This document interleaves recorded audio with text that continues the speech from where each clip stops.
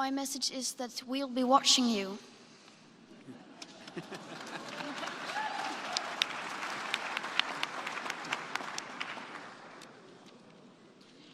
This is all wrong. I shouldn't be up here. I should be back in school on the other side of the ocean. Yet you all come to us young people for hope. How dare you?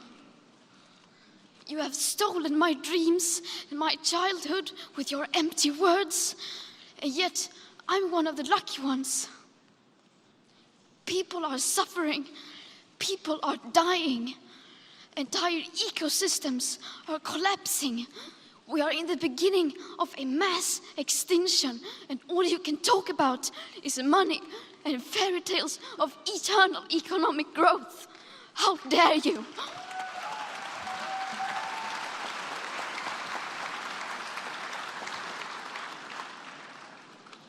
For more than 30 years, the science has been crystal clear. How dare you continue to look away and come here saying that you're doing enough when the politics and solutions needed are still nowhere in sight? You say you hear us and that you understand the urgency. But no matter how sad and angry I am, I do not want to believe that. Because if you really understood the situation and still kept on failing to act, then you would be evil, and that I refuse to believe.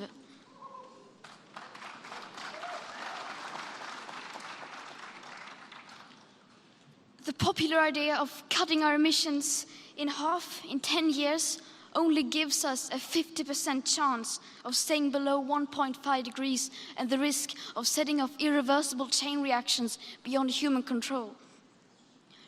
50% may be acceptable to you, but those numbers do not include tipping points, most feedback loops, additional warming hidden by toxic air pollution, or the aspects of equity and climate justice. They also rely on my generation sucking hundreds of billions of tons of your CO2 out of the air with technologies that barely exist.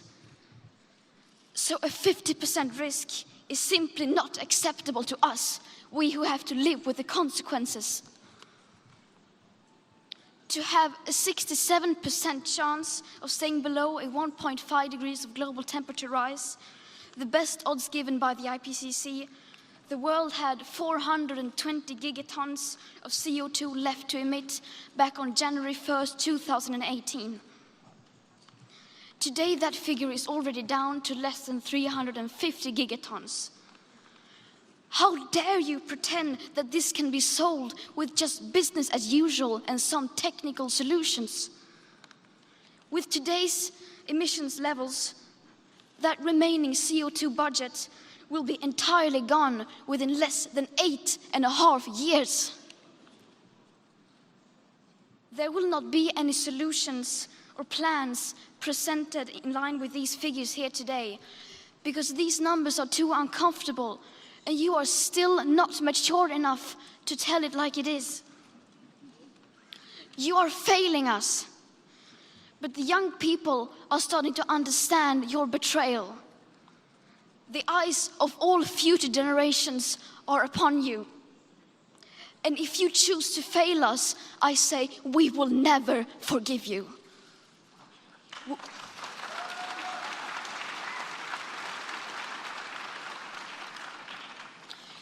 We will not let you get away with this.